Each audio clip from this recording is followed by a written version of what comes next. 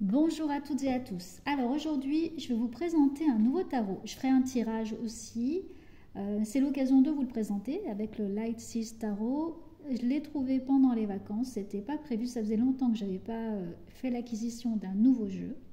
Je pensais en dessiner un de tarot, puis finalement, c'est en vacances. Il y avait un magasin donc, que vous connaissez certainement qui s'appelle Cultura. Et en fait, on peut voir des tarots. Vous avez des exemplaires et je trouve très intéressant justement de pouvoir tenir les cartes, de les voir et de voir surtout si le jeu nous parle. Donc c'est un tarot parce qu'il est sur la base du tarot, mais il est également, je dirais, plutôt un oracle.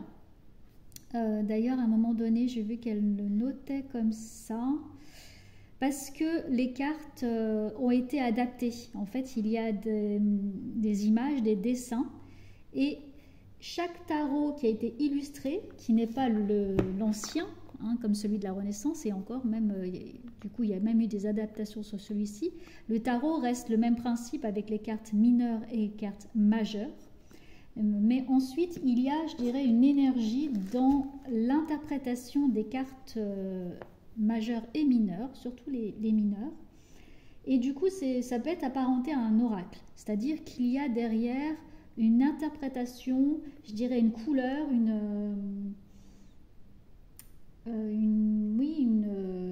vous avez des tarots comme le Deviant Moon Tarot que je vais trouver, celui-ci qui pour moi est très psychologique. Celui-ci, il est pragmatique, c'est le mot qui me vient. J'ai beaucoup accroché et je vous invite à le faire, à aller voir ces jeux, à voir un tarot ou un jeu qui vous parle. Il se passe quelque chose, c'est-à-dire que les images, et moi ça a été le cas quand j'ai ouvert ce jeu, quand j'ai vu les dessins, d'ailleurs l'artiste, elle est passionnée d'art graphique et amoureuse du tarot, Chris Anne, a insufflé toute sa passion et son énergie spirituelle dans ce coffret à la conception tant manuelle que numérique. Et elle a également fait l'oracle des créateurs sacrés paru chez le même éditeur. Il faudrait du coup que je vois. Mais les dessins m'ont vraiment parlé. Et c'est ça qui est intéressant. On peut avoir plein de jeux. C'est comme si vous achetez, je ne sais pas, un sac. Pourquoi il y en a un qui va plus vous plaire que l'autre? Sa fonction, c'est de pouvoir mettre ses clés. Quand vous êtes maman, de mettre tout le boxon de vos enfants dedans. Enfin bref, de sortir votre vie avec dans ce sac. Mais aussi une dimension, je dirais... très personnel, c'est-à-dire ça va être la déco, ça va être notre personnalité, on va pouvoir changer de couleur, enfin voilà, un sac, c'est un peu le même fonctionnement. Et bien avec les cartes, c'est la même chose, c'est-à-dire quelle couleur elle va donner à vos tirages, quand est-ce que vous allez avoir envie de le sortir, pourquoi également. Donc du coup, vous voyez, celui-ci pour moi, il est plus lourd, je dirais d'un point de vue spirituel, mais très intéressant. Et en même temps, celui-ci, je vais le prendre... pour poser des questions très concrètes. Voilà. Il m'a parlé, il m'a vraiment parlé et c'est ce que je vous conseille de faire. D'aller voir les jeux, les tenir entre les mains, même ne serait-ce que le noir, voilà, derrière. Moi, je m'habille souvent en noir. C'est une couleur simple parce que c'est facile à s'habiller le matin. Voilà, puis j'aime bien, je trouve ça très classe. Et quand j'ai vu déjà rien que le dos des cartes, j'ai trouvé ça très classe. Voilà. Et après, vous voyez, au niveau de l'illustration, eh bien, c'est super sympa. Les dessins, ils parlent beaucoup. Je veux dire, c'est facile pour moi là de comprendre les cartes. Et il y a une énergie. La première carte dans le jeu, quand j'ai ouvert la boîte, c'était celle-ci. Les 8 de bâton. Je trouve intéressant de sortir la carte du Deviant Moon Tarot. Bon, je vais mettre sur pause parce que le temps de la trouver. Vous ne verrez pas, mais ce sera plus simple pour moi. Voilà, donc j'ai trouvé la carte. Ça, c'est dans le Deviant Moon Tarot. C'est le 8 de bâton. Et là, dans ce jeu-là, il est comme ça. Le 8 de bâton. Donc, cette carte, on parle bien de couper. C'est-à-dire, il y a une énergie, il y a de l'action. Vous voyez, cette personne-là qui va couper devant les bois, il y a le message. Là, on sent bien l'énergie, le feu, on unit ses forces, donc il y a l'action, il y a le changement. Pour moi, celle-ci, elle est vraiment très concrète. C'est-à-dire, je retrousse mes manches, j'y vais, j'actionne tous les leviers nécessaires pour passer à l'action. Il y a du dynamique, du dynamisme, il y a la volonté d'aller vers un objectif. Vous voyez, ça se sent vraiment sur cette carte-là, donc très matériel. Le bâton, au niveau du feu, le feu qu'on voit ici, hein, l'énergie, hein, je ressens vers ce but, hein, j'éclaire quelque chose vers le centre de la carte, donc vers le centre de mon objectif, j'avance et j'ai vraiment toute l'énergie nécessaire. Ici, pour moi qui est beaucoup plus psychologique, il y a la volonté d'avancer vers le futur. Je prends le présent, je mets un pas en avant, une chose à la fois, j'ai un message, c'est-à-dire on m'a apporté, ce corbeau-là a apporté un message, c'est-à-dire j'ai compris quelque chose, j'ai compris les messages qui m'étaient destinés, j'avance et je fais table rase de mes blocages et je veux vraiment dépasser mes limites. Vous voyez le côté plutôt pour moi psychologique, même si cette carte elle veut dire la même chose dans le tarot, hein, le 8 de bâton voudra dire la même chose, mais l'énergie d'un jeu diffère selon moi. Alors toujours ici, je tiens déjà à vous remercier aussi d'être sur la chaîne. Au départ j'ai créé cette chaîne pour un défi personnel. Il n'y avait pas du tout de volonté, enfin il n'y a pas de volonté, je ne suis pas du tout rémunérée pour la chaîne. Nous sommes 2000, je tiens à vous remercier, 2000 abonnés, c'est quand même assez exceptionnel, pour moi en tout cas. C'est pas des millions, mais c'est 2000 et ce n'est pas rien, c'est quand même beaucoup de personnes. Et je tiens à dire que je ne suis pas du tout rémunérée pour la chaîne, parce qu'on n'est que 2000, même si comme je disais ça fait beaucoup, mais il faudrait beaucoup plus pour qu'elle puisse rapporter quelque chose. Et mon but n'est pas d'être rémunérée. Je fais ça par passion. Je fais ça pour moi, pour sortir de cette case de cartomancienne, médium, clairvoyante, où on a une étiquette de perché, ce que j'ai pu entendre, de personnes bizarres, étonnantes, etc. Même si la plupart des gens sont très intrigués et ont envie qu'on leur tire les cartes, il y a un côté mystique, un côté bizarrerie qui fait peur et j'avais besoin de créer cette chaîne pour sortir de ça, pour sortir de l'ombre, ma part d'ombre en tout cas. Donc tout ce que je vous livre est mon expérience, bien entendu, à des moments je vous dis, c'est mon interprétation et je vous dis à chaque fois, gardez votre propre discernement, votre méthode, elle vous appartient. C'est votre façon de faire. Ça me fait penser également, il y a peu de temps, à une vidéo de Milton Erickson, un hypnothérapeute, qui a donné sa méthode, enfin qui a été copiée, la méthode Erickson. Et on lui demande, quelle est votre méthode? Il dit, c'est la vôtre. En fait, ne copiez pas quelqu'un parce que ça sera complètement faux. Et c'est la même chose avec le tirage de cartes. Déjà savoir pourquoi vous le faites, pour qui, comment, quel est votre intérêt. Et moi, sur cette chaîne, c'était sans but d'être rémunéré. Alors bien sûr, à un moment donné, je me suis dit, bah tiens, ça pourrait être intéressant. Sauf que non, il faudrait que je fasse beaucoup plus de contenu. Vous voyez que tout est en simplicité. Je ne vais pas acheter... alors, je suis désolée si le son n'est pas exceptionnel, loin de là. Mais je ne vais pas acheter de caméra très chère. Voilà. En fait, ce qui est important pour moi, c'est le contenu, c'est moins la forme, même si j'essaye bien sûr de présenter les choses correctement, mais selon ce que je peux vous présenter. Et tout ça pour vous dire que dans un tirage de cartes, ce qui est important, c'est le message délivré. C'est qu'est-ce que vous voulez faire derrière, quel est votre but et quelle est finalement la part de vous que vous allez mettre dans ce tirage-là. Et si vous le faites pour quelqu'un, c'est toujours qu'est-ce que vous allez lui dire. C'est, je trouve, très déstabilisant de dire à quelqu'un que sa relation est complètement terminée, parce que pour moi, il y a toujours un apprentissage. Bon, là, je dévie un petit peu, parce qu'on fera le tirage après. Mais ce que je veux vous dire, c'est déjà un tarot, même s'il a été créé par quelqu'un d'autre, il doit vous parler, il peut y avoir une connexion, il faut y avoir une connexion au départ. Elle peut se mettre au fur et à mesure, mais en tout cas, vous pouvez être attiré par les images, par les dessins, etc. Donc ce jeu, voilà, je le trouve... alors, je ne l'ai pas mis dans l'ordre, je vais vous montrer les cartes, parce que je l'ai déjà utilisé du coup. Donc là, le 8 de bâton, c'était la première carte qu'il y avait dans le jeu. Je vais toutes les passer. La force, ici. Hop, pardon. J'ai bougé le téléphone, la caméra. La force, Je trouve que c'est très subtil ce qui a été mis. Il y a des choses, des petits détails. Donc là, bien sûr, le tout petit animal ici, donc, qui devient un lion. Il y a la force qui grandit à l'intérieur. Hein.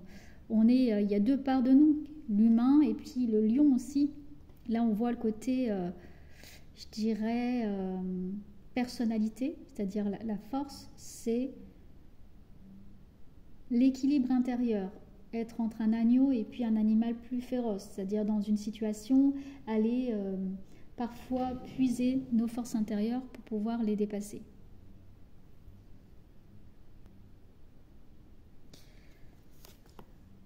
Le hiérophante, le 5. Donc le pape dans le vrai jeu et puis le hiérophante dans les tarots façon oracle. 5 de bâton. La reine de bâton, qui est vraiment, vraiment très, très belle. Je pense qu'au fur et à mesure aussi des tirages, je vais découvrir des détails, parce que je les ai regardés, bien sûr, comme d'habitude. J'ai nettoyé au départ le jeu avec de l'encens, et puis ensuite, il faut les regarder une par une, il faut vraiment se les approprier, communiquer avec. La mort, la renaissance. Donc là, il y a eu les deux choses qui ont été mises, hein. La mort, la renaissance. La grande prêtresse, très très connectée. L'as de bâton. Voilà, il y a des couleurs absolument incroyables. Et puis il y a un détail dans le dessin vraiment superbe. 2 de bâton, l'impératrice, que je trouve très belle.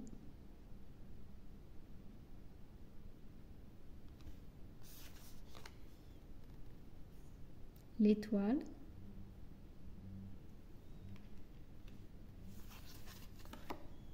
Le 3 de bâton. Le monde.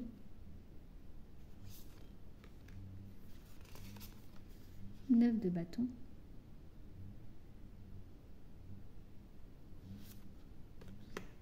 Valet de bâton. La reine de coupe. L'as d'épée. L'empereur.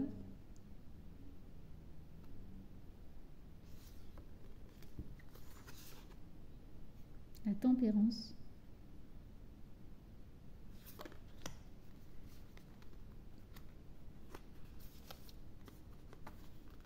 Cavalier de bâton. Le pendu. C'est dingue parce que je vois vraiment que le pendu il a une autre énergie que les autres jeux. Hein. Là, c'est bien sûr voir sous un autre angle. Hein, c'est ça le pendu, c'est lâcher prise, c'est faire confiance. Mais là, je dirais, c'est aussi toucher du doigt quelque chose de nouveau parce que je le regarde sous un autre angle. C'est créer à partir d'un autre angle, un autre, je dirais, univers, enfin voilà, une autre perspective, un développement qui va être différent. La justice, qui se regarde différemment, l'équilibre, le yin, le yang aussi, ça peut être. Le roi d'épée, le 2 de coupe, très intéressant le 2 de coupe aussi. Là, le mélange, il y a un mélange aussi de couleurs, la roue. Alors là, la roue m'a un peu moins parlé sur ce jeu-là. Après, il faut garder en tête aussi les autres jeux. Hein. La tour. Dans le chaos, il y a la renaissance en fait. Hein, c'est la tour, des fois, il est parfois nécessaire de justement que cet éclair vienne tout briser, mais pour le laisser jaillir de nouvelles herbes, de nouvelles choses. Intéressant aussi avec l'écureuil.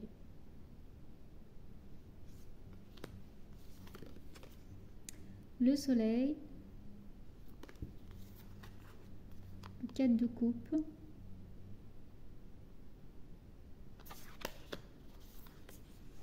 la reine de denier, le cavalier d'épée, le roi de denier, le 9 d'épée,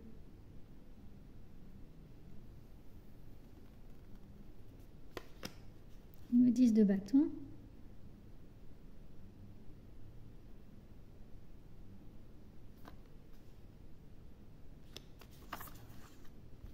le diable,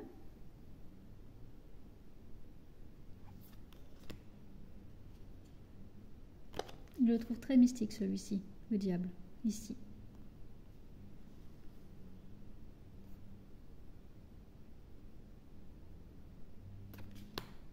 Le 8 de coupe, le magicien,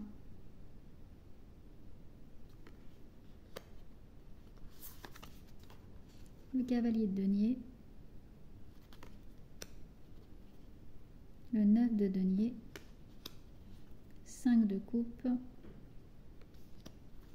le 6 de bâton, l'as de coupe, la lune,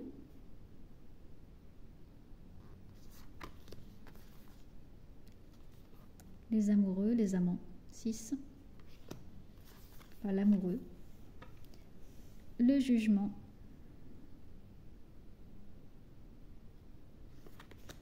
le roi de bâton, le 4 de bâton, l'ermite, le chariot, le valet d'épée,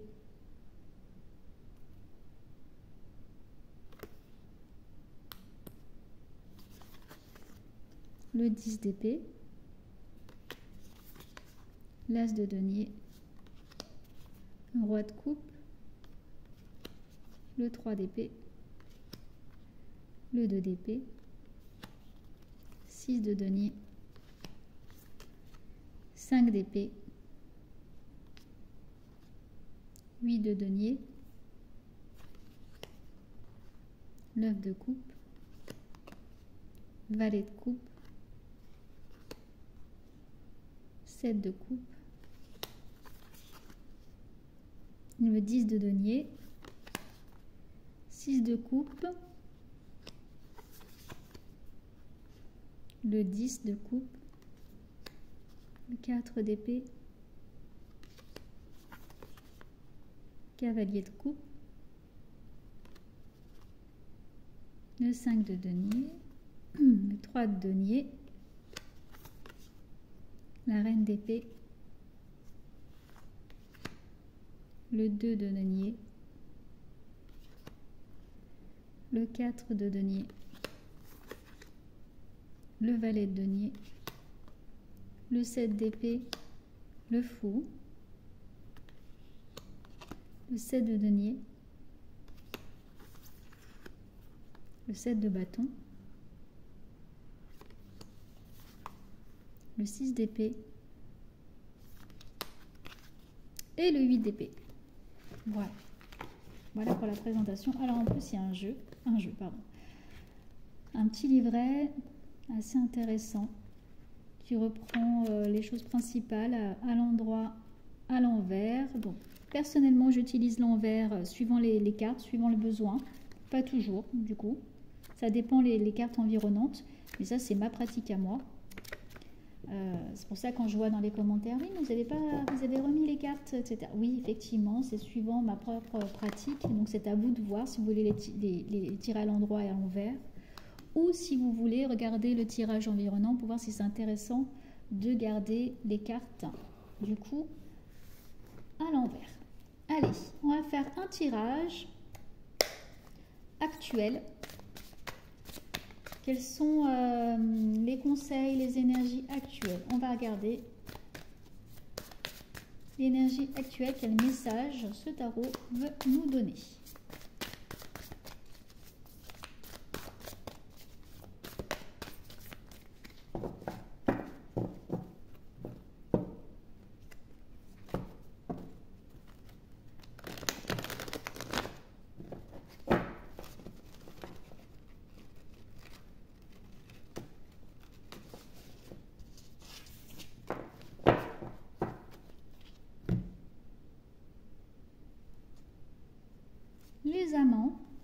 Donc le choix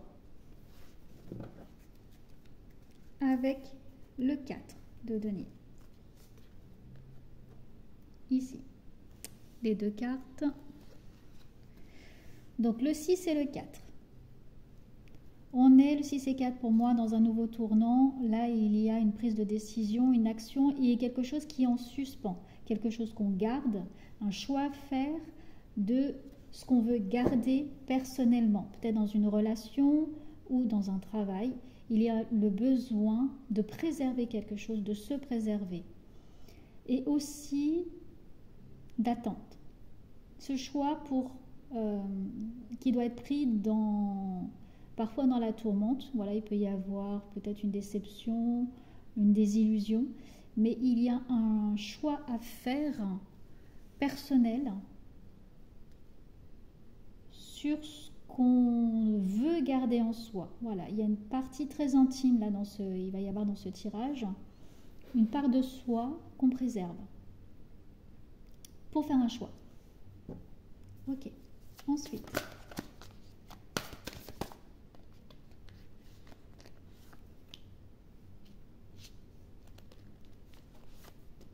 Bon, elles sont toutes à l'envers du coup. Je pense parce que j'ai dû mettre dans l'autre sens. Le 9 de denier, le 7 de coupe.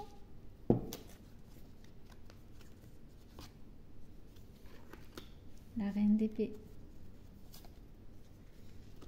Le 10 d'épée. Et le 5 de coupe. Et on a la roue, c'est le 10 que je vous disais tout à l'heure, dès le départ, qui se sentait avec le 6 ou le 4. Dès le départ, il y avait cette fameuse roue, c'est-à-dire l'action qu'on va mettre en place pour débloquer la situation. Elle s'est sentie dès le départ avec cette énergie générale. Donc, qu'est-ce qu'on a ?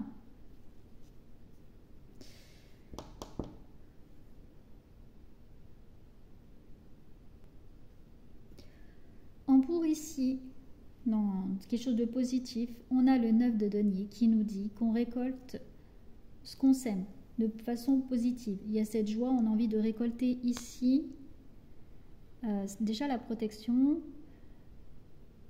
je dirais la beauté intérieure. C'est-à-dire qu'à un moment donné, en positif, vous pouvez vous appuyer sur ce qui est favorable pour vous, pour votre développement.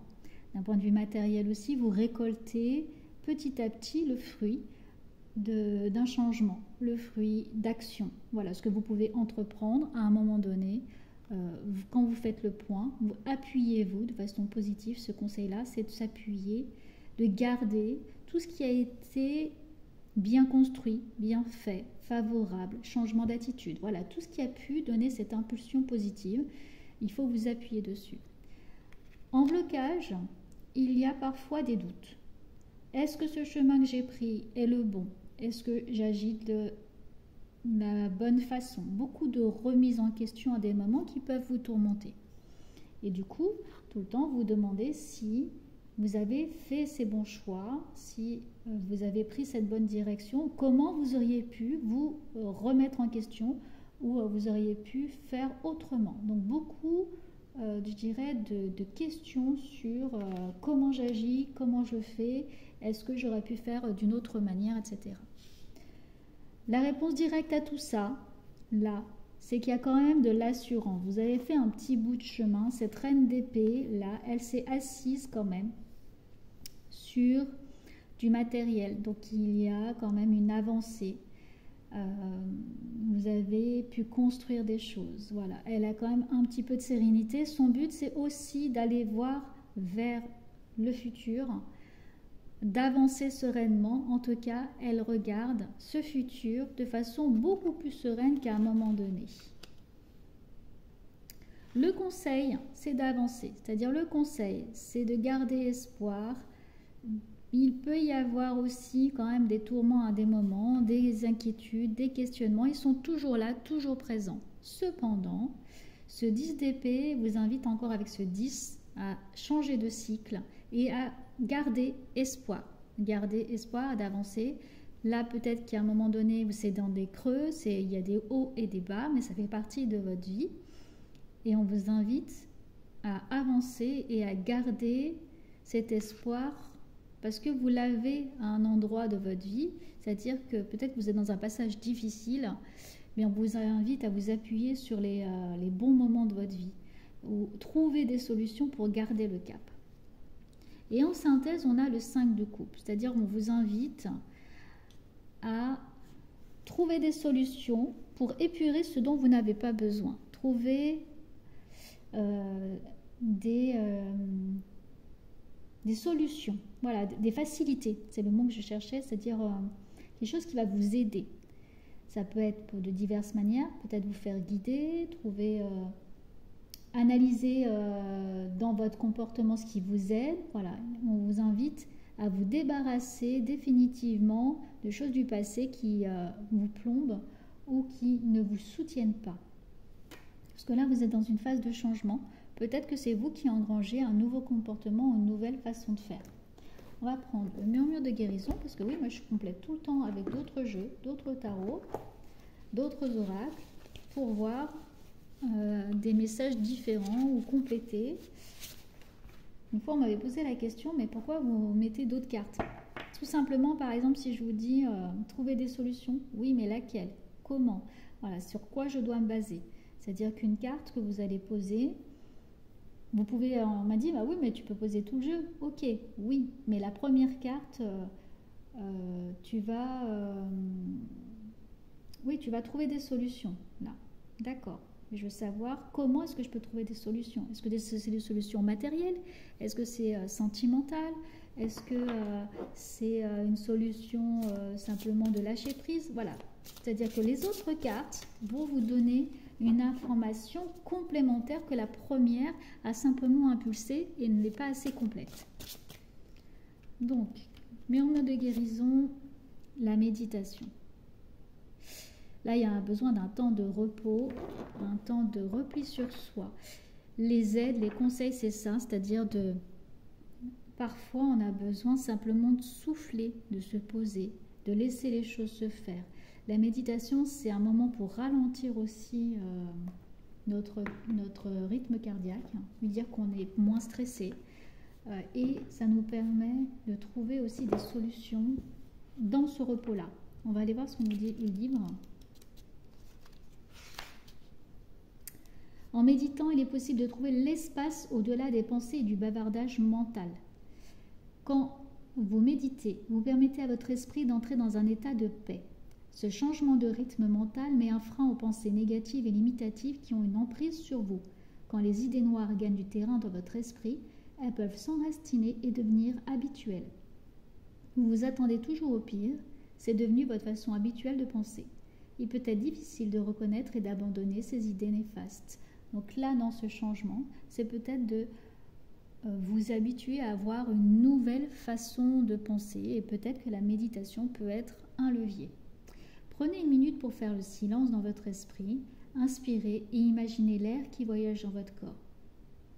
Inspirez de nouveau et demandez à votre corps de se détendre. C'est ainsi que vous créez une connexion avec votre être supérieur, Dieu, l'esprit et votre intuition. Une simple minute quotidienne apporte un répit dans les ruminations des maladies, des deuils et des vibrations lourdes.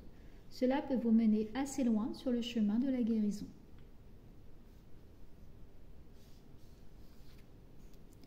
En fait, en méditant, on se reconnecte aussi à une part de soi qu'on a laissée. Ça nous permet de rêver, de laisser notre esprit qui est focalisé sur ce qui ne va pas pour aller chercher du réconfort et être plus dans un havre de paix. Voilà, et bien c'était la présentation de ce nouveau tarot. J'espère que cela vous a parlé. Comme je vous le disais, n'hésitez pas à aller voir les jeux. Maintenant, vous avez des magasins qui les proposent pour aller voir justement les cartes, voir si elles vous parlent. Et puis, prenez grand soin de vous et je vous retrouve très vite. À bientôt.